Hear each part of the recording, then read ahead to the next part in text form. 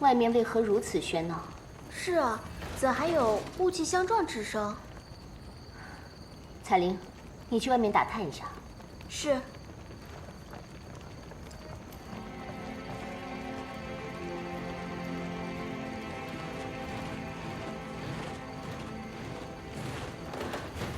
不对，这是甲胄和兵器碰撞之声，宫中定有大事发生，否则怎会在此刻调动禁军？宫内并无大事发生，只是什么？听小环门说，内宫下锁之前，大司马奉旨入宫了。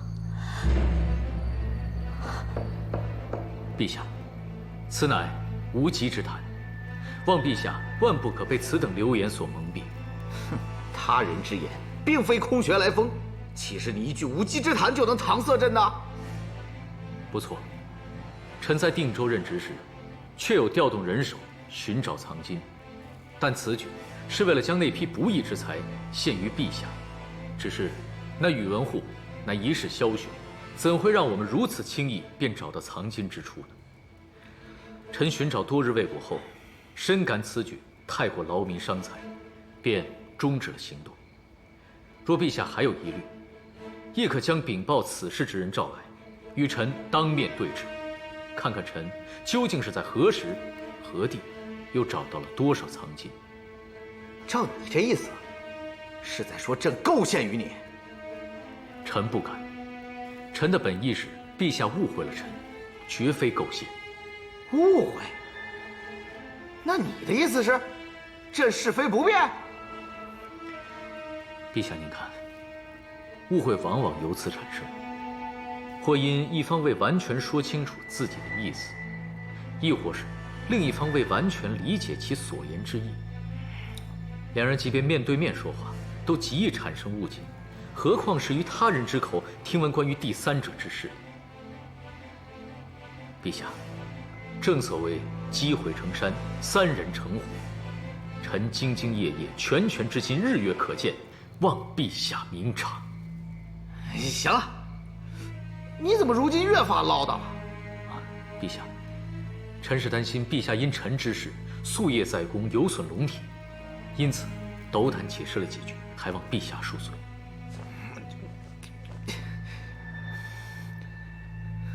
罢了，此事朕自会查清楚。你下去吧。是，陛下。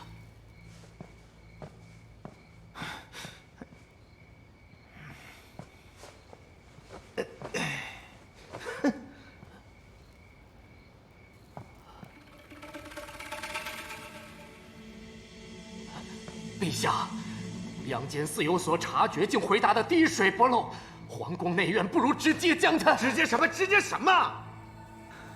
这才登基多久啊？没有证据，肆意屠戮朝廷重臣，你想让朕当一个遗臭万年的昏君吗？臣知罪。你我下去吧，让禁军都散了。臣遵旨。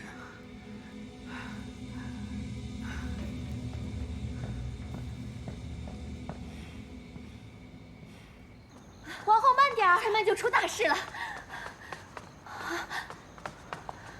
参见陛下。大半夜的，你出来做什么？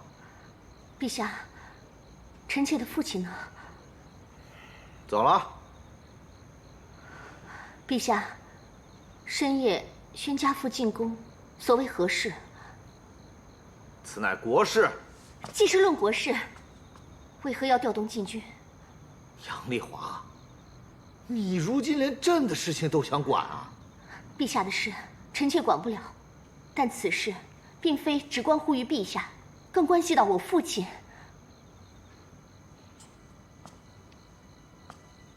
杨丽华，你现在是在质问朕？别那么不识趣啊！我只是在关心我的父亲，怎么不识趣了？关心父亲？你是在关心你娘家的地位是否安稳吧？即便我关心杨家的地位，又有何错？你终于承认了啊！哼！你们杨家全是奸猾之人，亲、你母亲还有你，一个个狼子野心，什么辅佐朕，什么为朕好。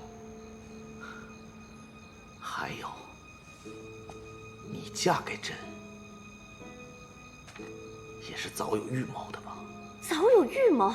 当初是你求我嫁给你的，如今你却说我早有预谋，你敢摸着自己的良心再说一遍吗？朕求你，杨丽华，你别太抬举你自己了。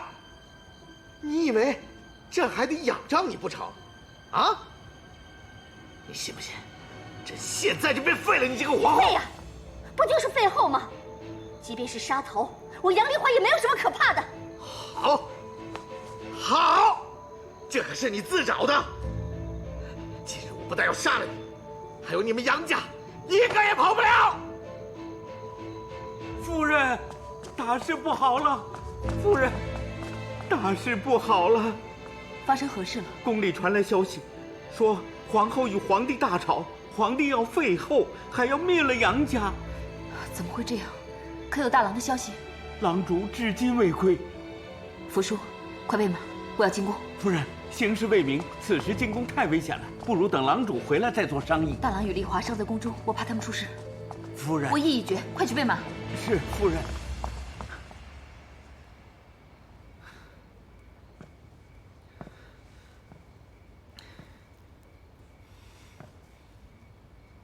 你不是很能耐吗？啊？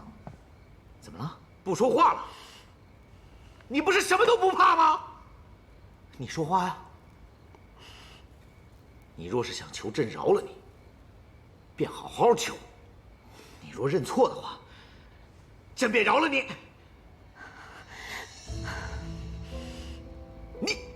你闭上眼睛什么意思啊？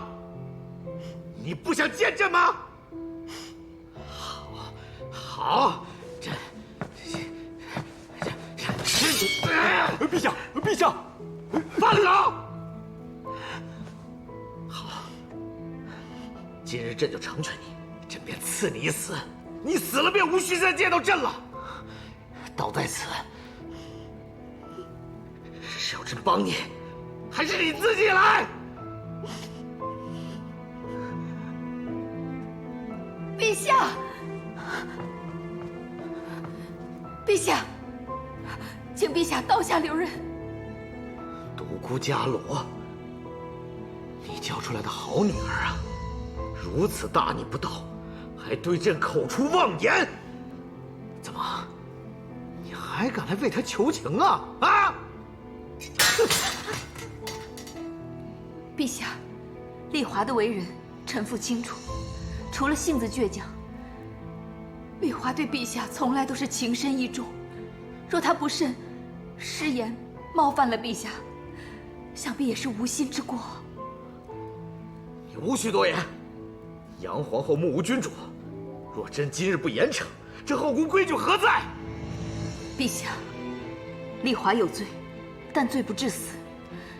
请陛下念在我杨家历代对大周、对陛下忠心无二的份上，饶过丽华吧。你此话何意啊？你居心何在？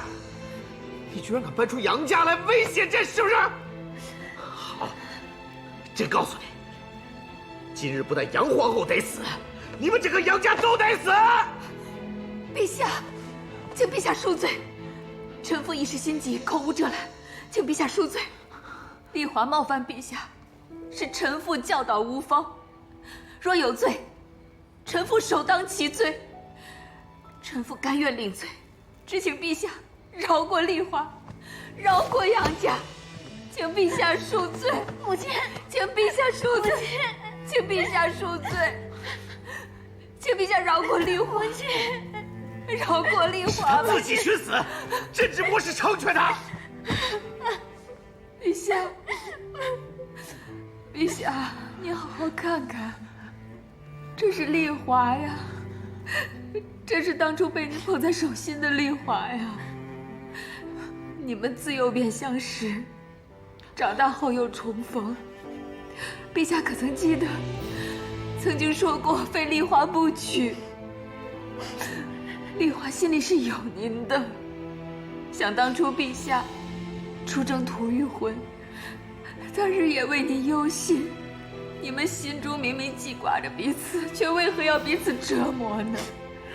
陛下，陛下，如今我这个做母亲的，求您念在往日的情分上，饶了丽华吧。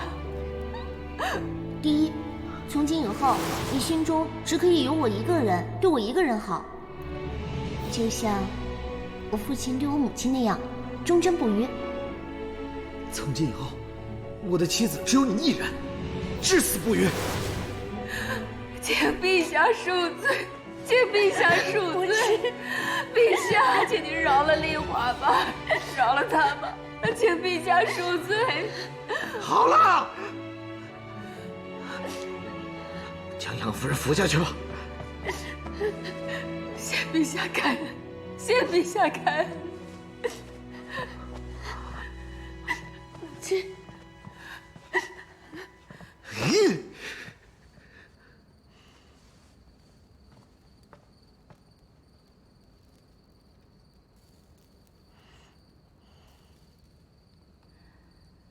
都退下吧。是。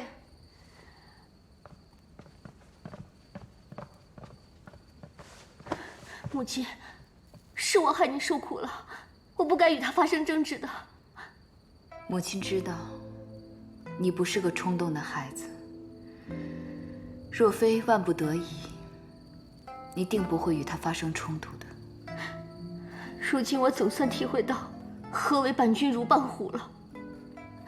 即便是妻子，即便是亲人，若令他不高兴，也是要砍头的。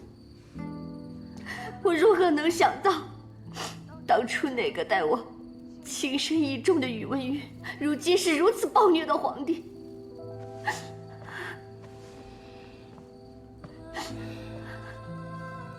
好孩子。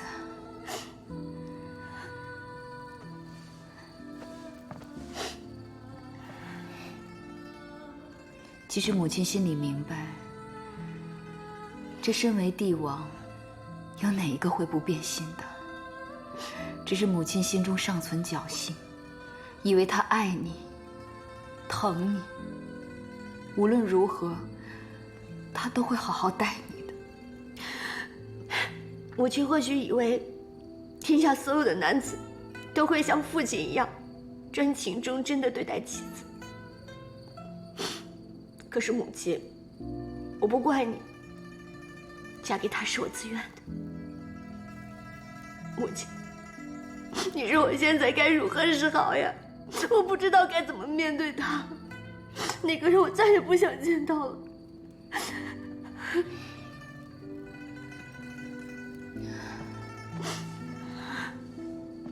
如今，他肯放过我们，说到底，你们还是夫妻。夫妻间哪有不吵架的？只要你们心中还有对方，一切都可以从头来过的。这人生啊，不如意之事十之八九，不情愿之事也不少。以后我们也只能尽人事，听天命了。母亲。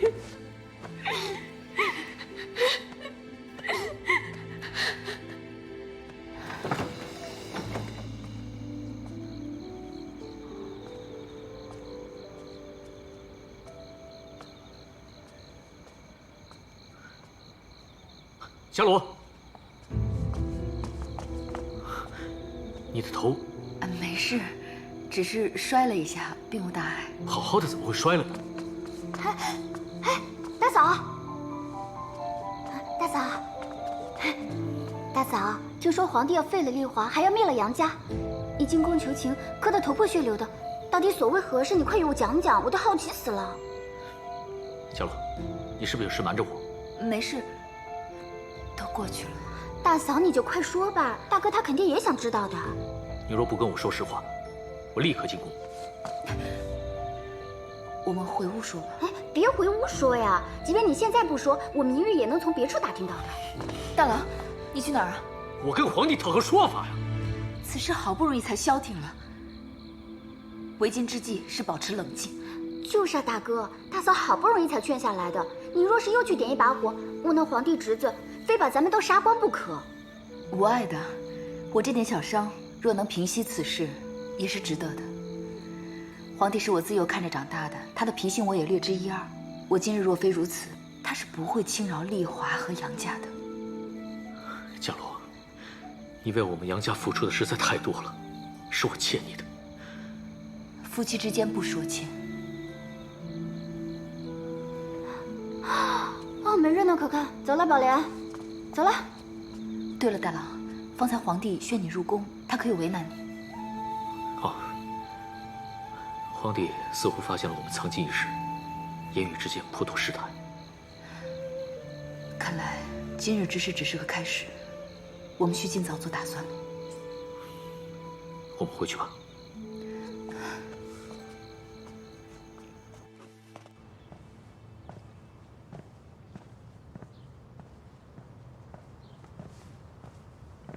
大司马，请止步。公公，烦请禀报陛下，杨坚有事求见。大司马，请稍等片刻。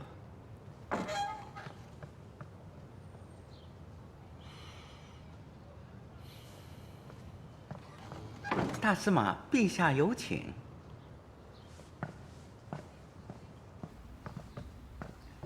陛下，陛下，臣杨坚参见陛下。起来吧。谢陛下。臣此番前来是想请求陛下，准许臣出藩亳州。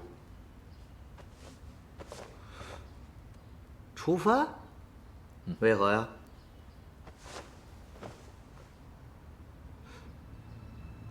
你这是想试探朕是否会挽留你啊？臣不敢。臣确实是想出藩。不是，杨坚，你这是想向朕施压呀？朕抬举你，让你留在朝中辅佐朕，你怎么整天闹事儿？小女丽华冒犯了陛下，承蒙陛下恩德，不与她计较。只是为人臣子，理当思吾，自省。因此，臣请求出藩亳州，实为谢罪。你知道朕最讨厌的是哪种人吗？啊，就是你这般自以为是、自命清高之人。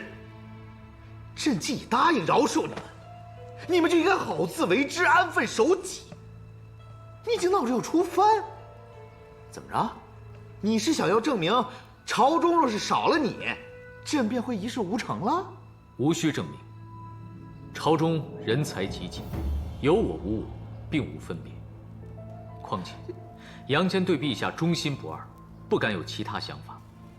此次决定出藩亳州，确为谢罪，望陛下恩准，否则，臣心中难安。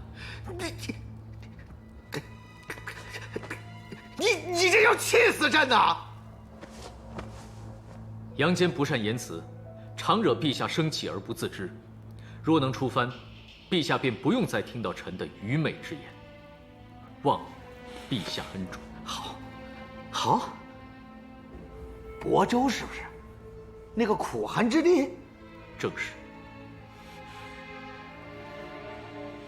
好，朕便成全你。谢陛下。你，哎呀！陛下，陛下，嗨，你说杨坚此举是何意啊？朕并未让他出藩，他竟然自己请命出藩，宁愿去那亳州受苦，也不愿留在长安。他这是为何呀？要挟朕吗？是不是？以为朕离了他便不行了？哼！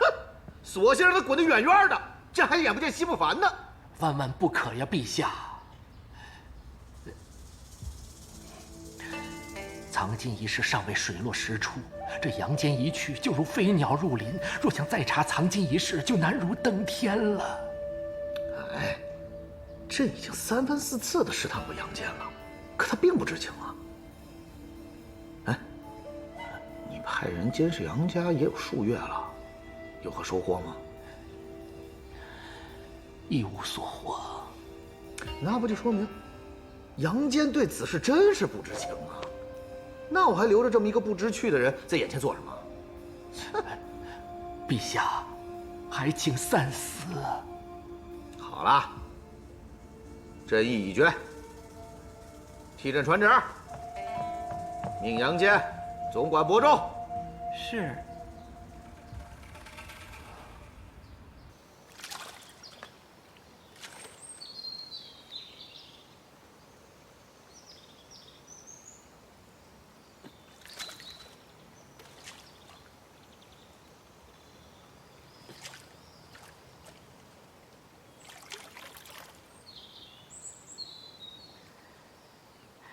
哎呀，我扔的没有你好。想不想我教你？请赐教。选石头呢，得选这种小一些、轻一些、薄一些的，用力切记不能太猛，要放轻松。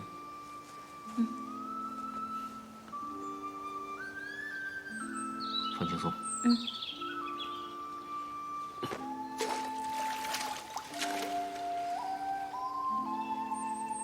哦，原来力道真的很重要，不能用力过猛。我方才的确太过用力了。有的时候，发力过猛会适得其反。人要学会放轻松，说不定轻松了，倒能走得更远。那便放轻松吧，我支持你。你不怪我，我为何要怪你？只是你今日之所得，并非一日而就的。若你此刻放手，岂不意味着之前的努力都白费了？我不想你再过担惊受怕的日子，就算白费了，我也认为值得。原来真是为了我才出番的。我就是见不得你受委屈。我知道你向来自尊心重，那晚之事定会在你心里留下一道伤疤。只要你还在长安，只要你还不断听到皇帝二字，此伤便难以愈合。我不想你为了我所谓的前程，而忍受那些不堪忍受的屈辱。哪有什么屈辱？他是皇帝，我是臣民，我给他磕几个头有什么要紧的？你越是这么说，我越是看得出来你难受。我很心痛，也很愧疚，我竟连身边最亲近之人都保护不了。你已经做得够好了，我只是怕你累。若你觉得累了，我们便离开这里，去到别处歇一歇。说真的，有时我还挺怀念我们在定州的那段日子。可是你要知道，我们这次去的地方，可比定州要艰苦得多。去哪儿无所谓，我不怕辛苦，只要有你在就行了。可我不行啊！只有将你安置于安全的地方，我才行。会说笑啦，看来心情好多了。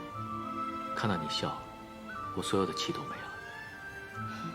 那皇帝对你出番一事，可有说辞？他同意了。若是我们走了，兄弟们怎么办？皇帝针对的是我，不会为难他们的。不过你现在得去跟他们解释一番，他们可担心你了。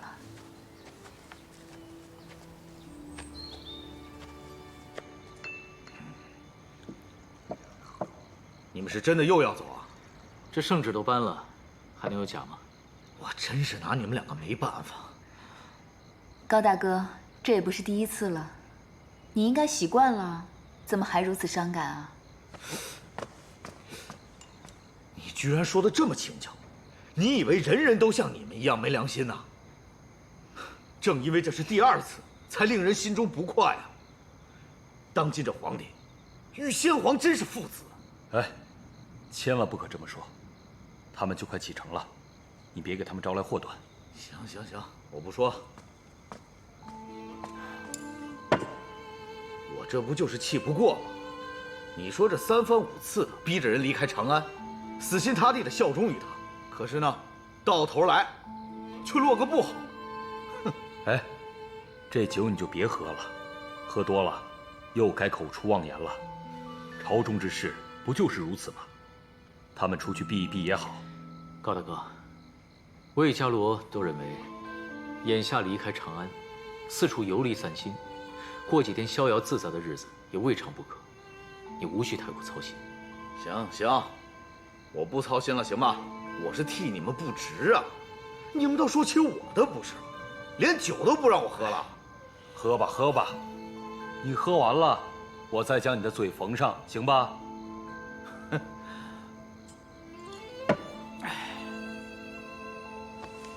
哎，杨兄弟，今晚怎么不见你言语啊？没什么，只是突然觉得没意思了。什么没意思啊？什么都没意思了。你们说，杨大哥已位居大司马一职了，就因惹皇帝不高兴，便被发配到别处去了。之前的努力，付诸东流，这让我们如何打得起精神为皇帝卖命呢？为了心中的志向，不可以吗？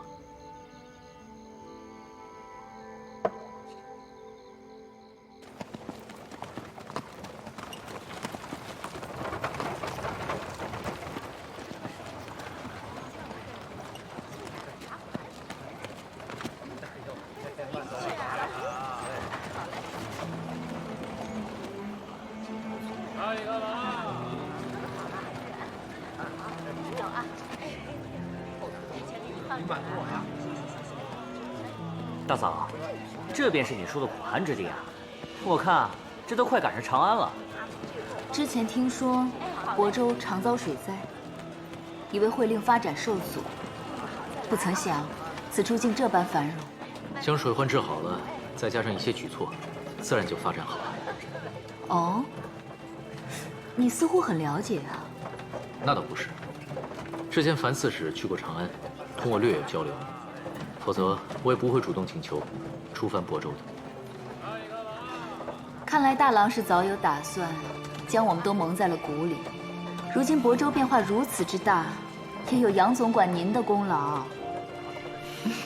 杨坚出藩亳州后，宇文赟愈加荒淫无度，极尽所能声色犬马，耗尽国库，修建内宫，其壮观华美，令人叹为观止。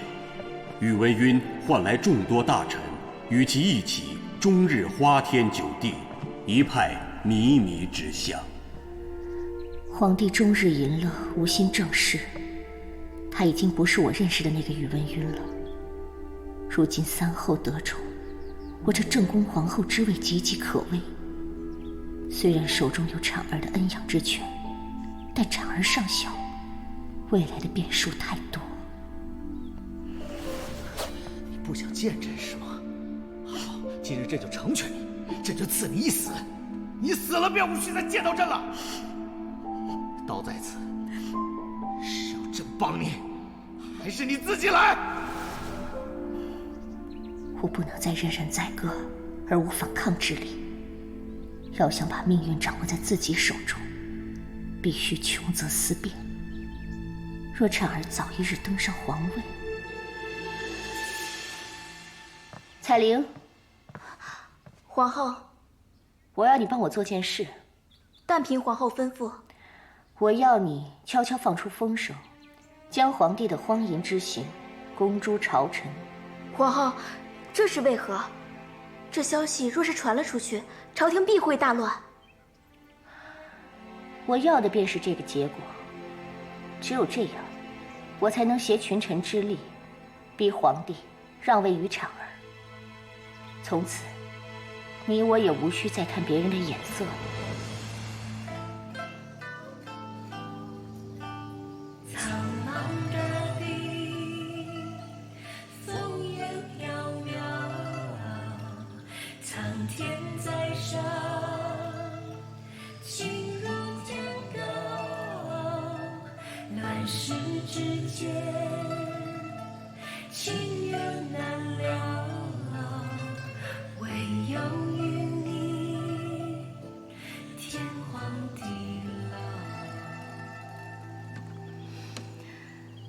这曲天高终了，何时再来一曲帝后啊？好，那便现在。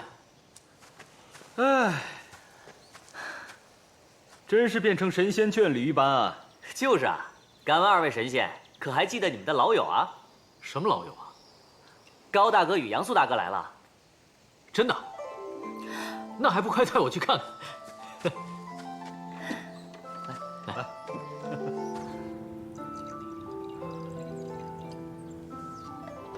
新郎啊，他们总去山上吗？倒也不是，一般在事务处理完之后才去。哼，骗谁呢？他们在这逍遥自在，我们却在长安受苦受难。谁受苦受难啊？杨大哥，哼，当然是我们受苦受难了。哎，你看看你们俩，这么多年未见，依然是年轻如故，哪像我们，日日操心着，人都老了。莫生气，生气伤身。各位请坐。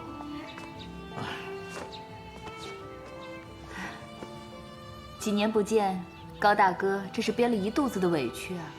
那可不，这么多年没见，我身边连个说话的人都没有，所以啊，这委屈啊，全在肚子里给你们攒着呢。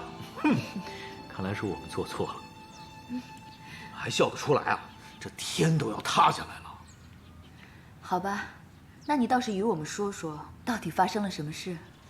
还不是那个皇帝，如今把朝堂整的是乌烟瘴气，滥施刑罚，奸佞当道，君臣奢靡，贪腐成风。这朝中的一帮老臣，连同我父亲在内，看不下去，接连上书，苦谏无果，皆告老归田了。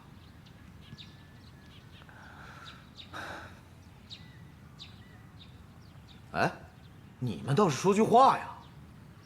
高大哥，我们能说什么呢？我们又能做什么呢？这不是来找你们想办法吗？看看如何才能阻止局势继续恶化下去。这大周啊，是从上烂到下，根本无从下手啊。是啊，已然是烂透了。我听闻酒泉也被北国攻占了，若他们一路攻过来，大周怕是难以抵挡，国运堪忧啊！唉，这人各有命，国也有国运。如果这当朝皇帝连自己都荒废朝政，又有谁能阻止得了他呢？可是，我们也不能眼看着大周就这样亡了，得好好想想办法。重病还需猛药医啊！这兵荒马乱的世道，国立国灭，均非难事。想当年比大周强大数倍的齐国，不也被灭了吗？大周既已烂透了，便无药可救，不如干脆推倒重来吧。哎，我觉得独孤兄说的不无道理啊。既然大周已是无药可救了，那时势造英雄，应当有人挺身而出，救百姓于苦海之中啊！二弟啊，天降大任，大丈夫就应该迎难而上啊！你们觉得可在理？可在理？我自是赞成。我一向都以杨大哥与高大哥马首是瞻。若真有这一天，定算我杨素一份。为了大周，为了天下百姓，肝脑涂地，在所不辞。正是，大哥，我也支持你。就这等无道君王，有何资格坐拥天下？哎，大哥，接下来我们该如何行事啊？现在还未到时候。首先要摸清楚长安如今有哪些大臣在掌权，尤其是手握兵权的大臣。即便我们自认是正义之师，但他们未必这样想，而他们手中的军队不容小觑。没错，为今之计便是先回长安，探查具体情况，以谋后动。如今酒泉不是告急吗？这或许是一个机会。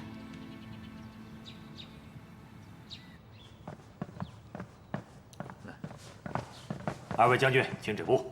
你给我让开！高将军，皇帝在里面歇息呢。大白天的睡什么觉？天都要塌了，国都要灭了，他还能睡得着吗？王贺，赶快去通报10万火急啊！杨大哥，皇帝真有吩咐，不论谁来，他都不见。你什么意思啊？你若再不让开，我们可就要硬闯了。高将军，硬闯的后果你难道不知道？躲开！何人啊，在外面大吵大闹的？回陛下，高炯与杨素2位将军求见，被王公伯挡在门外了。哎，不见！困着呢。这2人真是胆大包天，竟敢在寝宫前大声喧哗。就是，又不是什么天塌下来的大事，就不怕陛下要了他们的脑袋？陛下，不理他们，咱们再睡会儿啊。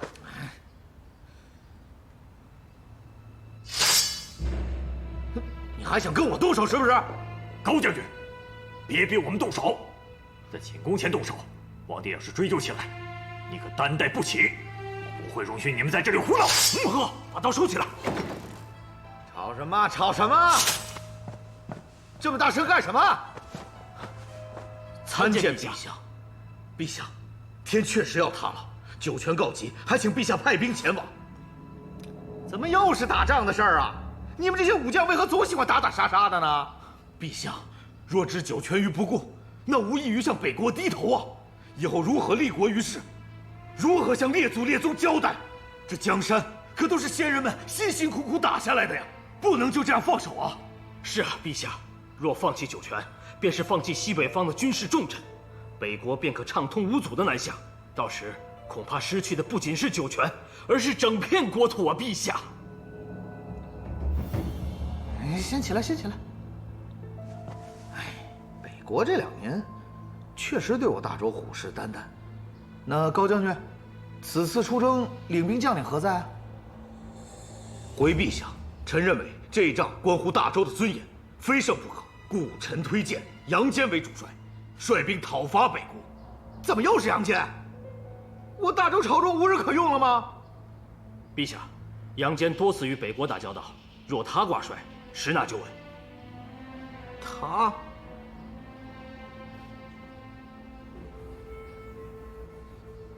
你俩向我举荐他？你俩是何居心？回陛下，臣并无居心，只是为了一场必胜之仗，推举合适之人而已。陛下！陛下！陛下！陛下！高将军、杨将军放弃自己建功立业的机会，来推举他人，说明他们对陛下、对大周确实是一片赤诚啊！若我大周当真决定出兵，臣也以为杨坚是最合适的人选。臣等也以为杨坚合适。好吧，既然赵太卜、2位将军，还有几位亲王，都同意杨坚率兵出征，那便让他去吧。谢谢陛下。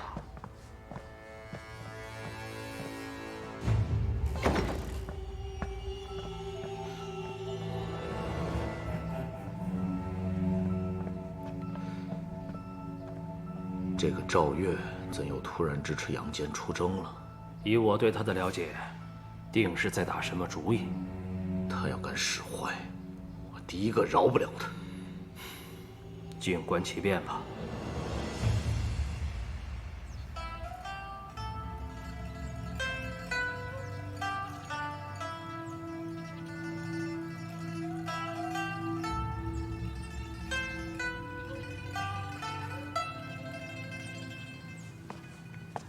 诏令来了，皇帝同意你出征了。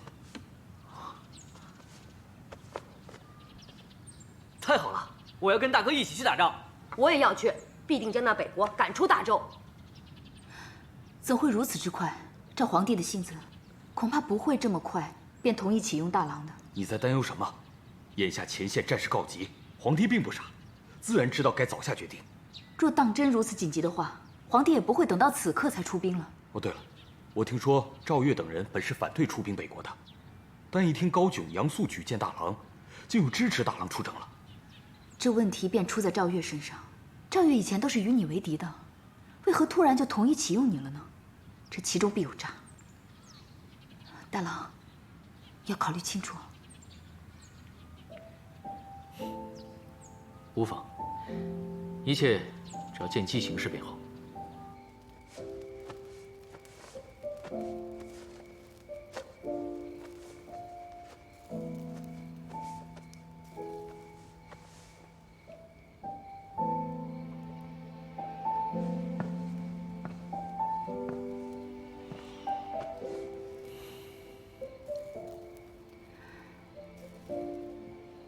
此番回去，一旦开始拉拢朝臣将士，便没有回头路了。想清楚了吗？大周是在他手上日渐衰落，民不聊生，是他先负了天下百姓。我算是想明白了，要为百姓做些事情，手中必须要有力量。可我担心的是丽华，即使他对宇文赟已失望透顶，但他还是他的夫君，我怕他承受不了。如今的宇文赟，那是荒淫无度，他根本就没有顾念与丽华的情谊。所以，每当我想到生活在水深火热之中的百姓，决心便更加坚定。家老，如今家国遭殃，我辈该当仁不让，为百姓谋福祉。